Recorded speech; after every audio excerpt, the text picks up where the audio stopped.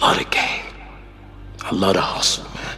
Yo, what's good? All Net No Rim. We're back with another video, man. It's been way too long, but yes, sir. Feels good, man. I go by the name of stuff. We got Dope Boy Bush and we got my brother Teddy White 45 below me. What's going on with y'all, man? How y'all brothers doing today, man? Man, just kicking back, bro. Trying to shake this damn allergies right now at the moment. Watching these college games. You feel me? 45, talk to me, man. What's going on? Oh, you know your dog is big chilling. I went and checked out my partner's family reunion today. Let me say this, man. It is really beautiful when our people get together. Yes, man. sir. Absolutely. Absolutely. And I want to say on anybody filming in on this podcast, if you haven't did nothing with your family, extended family, any kind of family, man, y'all get together and do it, man. Today made me realize a lot of things, and I'm grateful for it, man. But we back on here with my dogs, man. All net. We back. No rim. Hey. So it is, as of we're recording this right now, it's September 7th. Man, we got a little ways, but I believe training camp starts in about a month or so, give or take. Sounds about right. Yeah. So we're not too far away from NBA basketball coming back in preseason and whatnot. I want to say preseason starts like mid-October, like October 10th-ish, 15th-ish, somewhere around there. So we're not far from NBA basketball, man. It's going to be here before you know it. Fall season, football, week 1 of the NFL. Once football comes, I think it's like 4 weeks, and then pretty much NBA's back. So, you know, we're in the swing of things, man. So, but we do have a topic today that we want to talk about. Hopefully you guys find it interesting. Drop your comments and let us know what you think about the topic. But before we get into that, if this is your first time visiting our channel, I implore you to subscribe to the channel, man. We're going to be hitting y'all with a lot of content this NBA season. And also like this video, comment. It helps the algorithm, helps us in the algorithm. And we're trying to reach 500 subscribers. You know what I'm saying? We have little milestones that, you know what I'm saying, we're hitting y'all with. Hopefully you guys can help us out and reach those milestones. But let's get to the topic, man. Yes, Sacramento Kings. This is one thing a lot of people haven't really talked about since the acquisition of DeMar DeRozan, right? And I saw this on Sac Kings Daily. I follow Sac Kings Daily on IG. Shout out to whoever runs that page. But you know, they're always putting little things up, and it's something that caught my attention. I was like, I want to talk about this. Who should be the 5th starter on the Sacramento Kings this coming season? Now, when we're talking about the 5th starter, you're looking at a starting 5 of, or you're looking at a starting 4 at least of Sabonis, Keegan Murray, DeMar DeRozan, De'Aaron Fox. Now, last season, we saw Huerter get hurt and Monk got hurt, so Keon Ellis was implemented into the starting 5. But then now all 3 of them are healthy, and we still have all 3 of them. I honestly thought that we were going to trade Huerter. I thought Huerter was. Yes, I thought so too as well. But bringing him back, I'm like, okay, I almost kind of feel like it's almost a good problem to have, because you're going to have 2 guys coming off the bench who could play, whether it's Huerter and Monk, whether it's Ellis and Monk, or whether it's Ellis and Huerter, you know what I'm saying? Yeah, but definitely. Who's going to be implemented into that 5? I know Malik Monk said he wants to start. I know Mike Brown was kind of talking about that, you know what I'm saying, after he re-signed with the Kings, how Malik Monk expressed his desire to start, you know, next season. Man, I almost, you know, Teddy White, we're going to start with you because it's been a while since you've been on here, man. Let's go. And I, to let the audience know, we have not talked about this prior to hit record. So I'm hearing this for the first time from y'all. Teddy White, who should be the 5th starter in next season's, for the Sacramento Kings next season, man?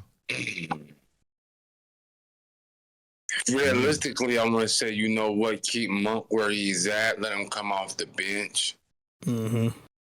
Just because, you know what, we could probably keep Huerter in there, right? And with the accusation of DeRozan, I think that may help a lot. I think that may help in that offensive lack when Huerter's not on. I would not be upset if Monk is acclimated into the starting 5. Right. I would not. But I feel like with him bringing him into the starting 5, we missed so much in that unit. You know what I mean? So if it was up to me, I'm keeping him in the second unit. But I will not be surprised if they did bring him up. You know what I mean? Especially beginning of the season, middle of the season, I can expect something like that. If we get off to a start, Huerter he's not doing what Huerter do, then Monk gonna be acclimated. All right, let me. All right, hold on. Let me rephrase the question. You're Mike Brown. Yeah. You need to let the team know who your starting five is. Okay. Give me your starting five right now. Ooh, that's spicy. Spicy talk is what you want, man. Let's go ahead and get it. DeRozan, Fox, Sabonis, DeRozan. We know those three, right? You know Keegan too. Keegan's a lock. And Keegan. We got Keegan. Right. Now, that extra spot is interchangeable. I wish we can maybe go out and go get somebody somewhere right there, pick up a little free agent or something. You know what? I mean, just let's see what Huerter does starting off. With okay. You know, Keegan picking up where he left off. We got DeRozan in there. Monk back healthy. Huerter will be back healthy. Let's just see what we do with these new acquisitions that's acclimated on this team. Right. Okay. We'll make it after the first 20 games. So you're saying Huerter? Yep. Oh boy, man. Hey, that's good. I mean, I'm not mad at what he just said. You know what I mean? Who should be the fifth starter, man? You know, let me go ahead and sit to my red cup on that one. I'm not mad at that. You know. To piggyback off what he was saying though, for me, I do feel like, and I've also had this in my mind too as well. If Huerter can go ahead and get back to being healthy and be a knockdown shooter from beyond the arc, I think he should be in the starting five. It just all depends on how training camp goes. It depends on his health, and I would like to go ahead and see what that does for him, because you got somebody who can go ahead and drive and kick the ball within DeRozan. So you got a person who can spot up and shoot with Huerter. Then you still have the production of Malik Monk coming off the bench when you need it, when your scores are not in there. Okay. Now, I wouldn't be mad, like how, Fo-Fi just said, that if, Monk, would I be mad at that? Not at all. But who's going to be able to take over besides Keon Ellis, with that second unit is what I'm thinking. So I would say Huerter at first. That's what I'm gonna go ahead and go with. Okay. I'm standing down 10 toes down on it. If Huerter can stay healthy, I'm gonna go ahead and have him be the fifth man. All right, so we got two for Huerter, right? Yep. All right. Yes, sir. Now I'm gonna say this. Man. I feel like Malik Monk needs to come off the bench. Definitely. For some of the same reasons why Mike Brown expressed. I feel like, him being that spark and like kind of just leading that second unit, it does something for the Kings, man. Especially like when the starting five starts a little slow or sluggish, or even when they start out hot, he can kind of come in and keep everything rolling, keep it going. He keeps the momentum going, right? With his energy, with his skill set and things like that. He's able to come in and play the point, or he can come in and be the scorer.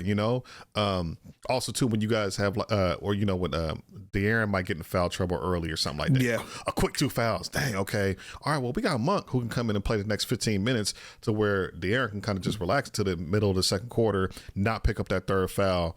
Right. But so I would keep Monk as my sixth man. I think I would start Keon Ellis though. And the reason I think I would start Keon Ellis for a couple different reasons. Reason number one is he gained so much experience last season. Yes, he did. So much experience, and he played in big games and big moments. He had some big shots, big steals. Bruh, his defense is it's crazy. Yeah, is exceptional. You know what I'm saying? Yep. And I feel like he's a better defender than Huerter, right? So you kind of have him. If he was the starter, you would kind of come in with that defensive intensity. De'Aaron Fox is getting better as an on-ball defender every single season. There's no reason not to expect that coming into this next season for him. So if you have him and Ellis, that's a pretty good defensive backcourt, right? Now, if you have Huerter and Monk off your bench, right? So. All right, so they can come in for Fox and Ellis. You're going to keep the momentum going for sure. Now we're just talking about Monk being that spark, but now you have a shooter in Huerter, and you have Monk kind of be like that alpha dog off the bench. And the thing with Huerter is we all kind of know he's not the best defender, right? And then also too, I could see him kind of like Huerter's best asset is his shooting. Okay. Yeah. Okay. When you have, we all know that. Yes. So when you have Fox, DeRozan, Keegan, and Sabonis, where's his shots gonna come? Being in that starting five, right? Now, if you have him coming off the bench and he can kind of really get comfortable with that second unit, Trey Lyles, Monk, Huerter, you know what I'm saying? Maybe keep a DeRozan and a Keegan there, or however they want to do it, however they want to mix the lineups up. But now you kind of have him being that threat off the bench, you know, that 3-point shot off the bench, him not having to always have to guard that starting 2 guard or that starting 3, you know what I'm saying? Anthony Edwards, you know what I'm saying? Now he can kind of like, you know, guard, you know, the bench, the 6-7 man off the other team.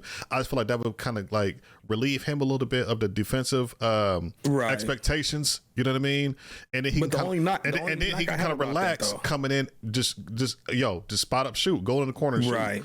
You know what I mean? So I would like to see how that would look. I would like to see how that would look. What do y'all think about that? We got to put Huerter in a position where Huerter can only do Huerter things. Right, exactly. But I also feel like though, if you do put Keon Ellis into the starting lineup, you're playing small at that point. You know what I mean? I think what Keon's listed at 6'2". No. Maybe Keon about 6'5". Is he? Well, I said something here. It was listed at like 6'2", 6'3". So that was only 9. I felt like, you know, if you do go ahead and go with him as the 2 guard or the starter, you're lacking height. You know what I'm saying, at that position. You know, the reason why I said that I felt like he would be better fitted to come off the bench is because when you do have Huerter in there and you do have Fox driving to the hole, or you do have DeRozan driving to the hole, you got to kick out between Keegan or Huerter. Either one, pick your poison, because if they're on, and they're going to go ahead and hit their shots, you're going to be like, okay, hold on, how are we going to go ahead and stop this? 6'3", you're right. Yep, 6'3". You know what I mean? So 6'3", and I think Huerter's 6'7". You know what I'm saying? So I feel like it would be a drop off as far as height wise goes. I don't know how much it'll play a factor into it, but you know, like you said though, if Huerter does start, then you have to worry about what you had said, that he would have to go ahead and guard, you know, Anthony Edwards. I feel like in that case, you will put Keegan Murray on Anthony Edwards. Let Huerter go ahead and go after whoever they got to go ahead and go after next. Well, man, yeah. Or you can put DeRozan now, you know, which is a little bit older, but you can put DeRozan on him. Well, it really depends on, you know, the other teams' lineups and how, you know, how those things are configured and things like that. I mean, but again, we talked about Ellis starting for a pretty good portion of the end of the season too. Did a good job, you know what I'm saying? So even though he might be a little bit on the shorter side, let's be honest, a lot of these 2 guards, a lot of teams are going with smaller backcourts in general. Yeah, definitely. No longer is it really that 6'7" 2 guard anymore. You know what I'm saying? Not even 6'8". A lot of these guys are like 6'5", 6'4", 6'3" now. You know what I'm saying? So even when we're talking about that, you know, I feel like once you hit like 6'5", 6'6", you're considered like a 3. There's even some guys that height playing 4 nowadays. Yeah. So I just feel like height wise, the league is getting a little smaller. So I don't feel like that would really hinder Keon Ellis. I don't know though, man. But none of us have said Monk though. So y'all two said Huerter, I said Ellis.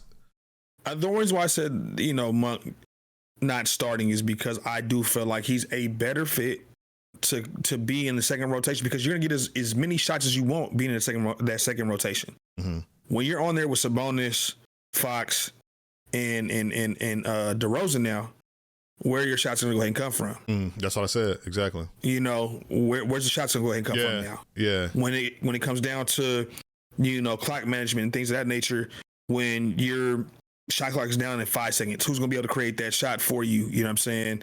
And I do feel like Monk is better at that with that second unit. And then, like you said, and I know we talked about it in previous, you know, videos, is that just because you don't start does not mean you're not going to finish these games when it comes down to crunch time. So even with Fox not starting, or not Fox, but Monk, I'm sorry. Mm-hmm. If him not starting, he's going to go ahead and get starter minutes in that late third and for sure in that fourth quarter, especially when things are tight. He always closes the game out. Definitely, for sure. Always. So I just feel like he would be a better fit for that. Now, like I said, if you don't get too much production this year out of Huerter sometime, or you can't live to the expectations no more, or something like that. Then you can go ahead and start to look at it like, all right, well, you know what? I've tried it with Huerter. I've tried it with Ellis. Let's go ahead and see what Malik can go ahead and do in the starting lineup.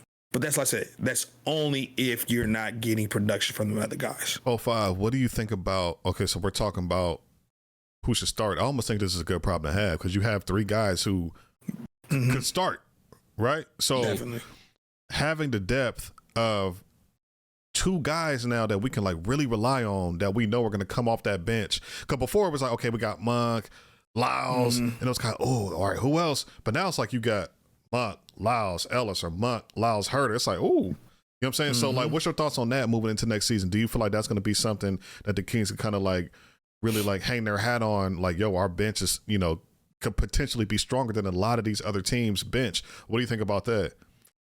Yeah, I think that's one of the most exciting things that the Kings should be about. Yes, definitely. Absolutely. The opportunity of the depth that we do have right now. If everything works out the way it's supposed to work out, you know what I mean? We should have one of the deepest benches in the NBA. Yep.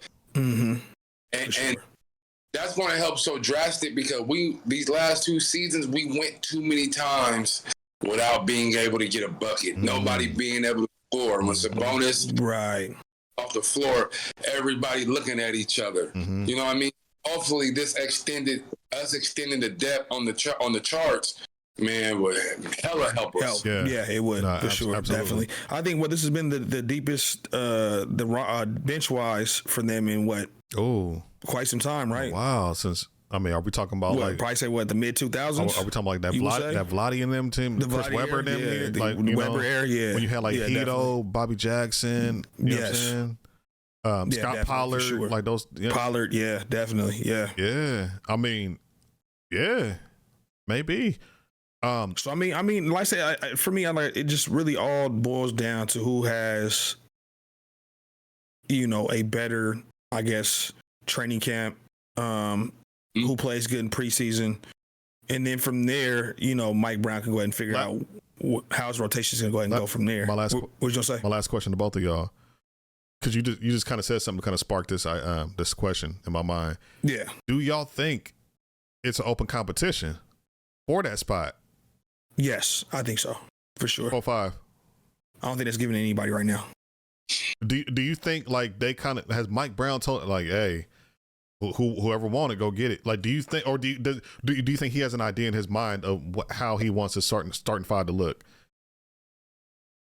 I think right now in that position, because we've struggled in that position. Don't get me wrong. The first season Huerter was here. We had some consistency at that spot, more than we did in past seasons. But the end of that season, going into the last season, and the way it finished, right, and the way Keon Ellis stepped up, and the way Malik Monk was stepping up while Huerter was out. Of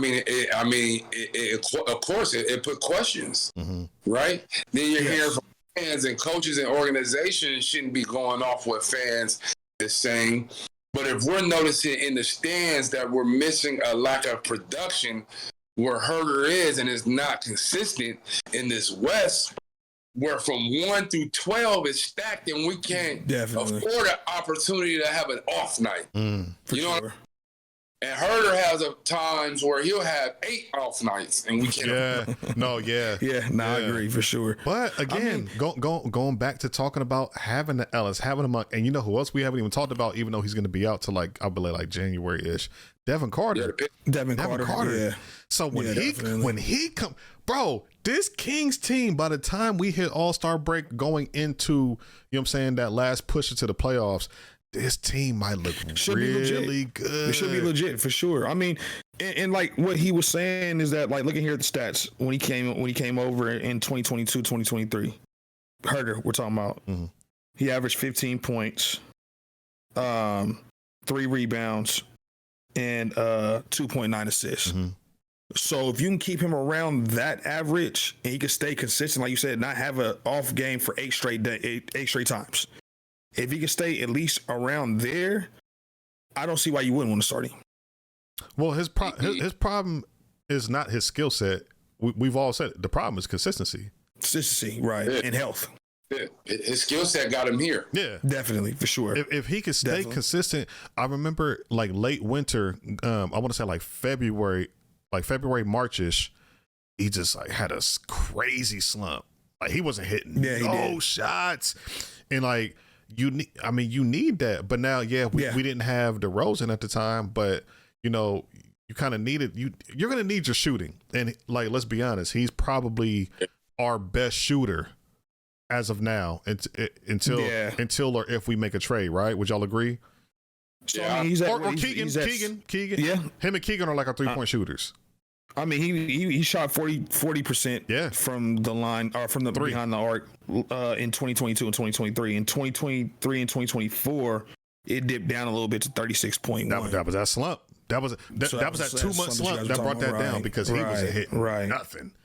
Exactly. You know what I'm saying? So I'm looking here at the Keon Ellis situation too as well. I'm not opposed to it. Mm-hmm. I think that, you know, Mike Brown and his coaching staff did find a gym with him, considering what happened with the injuries. But I mean, you know, he's at 41% from 3 points from 3-point percentage. Mm-hmm. And he plays defense. I just don't know, man. And he plays defense. And he plays defense, right? You know defense. What I mean? That's why I like that. Right. Dude. I remember I was telling 4-5 the first year we had him, and we were watching him in the summer league and things like that. And when he was a 2-way player, maybe he was kind of coming. I was like, hey, I like this Ellis cat. I remember I was telling 4-5, like, bro, I like this Ellis cat, bro. And you know, there were times where you were texting me throughout the season and saying, man, this Ellis cat is good. You know what I mean? Like checking him out and things of that nature, because, you know, I was definitely not knowing of who he was, you know, considering the market that I'm in, being out here in LA. You know, we don't really get a lot of Kings, you know, games that are televised like that.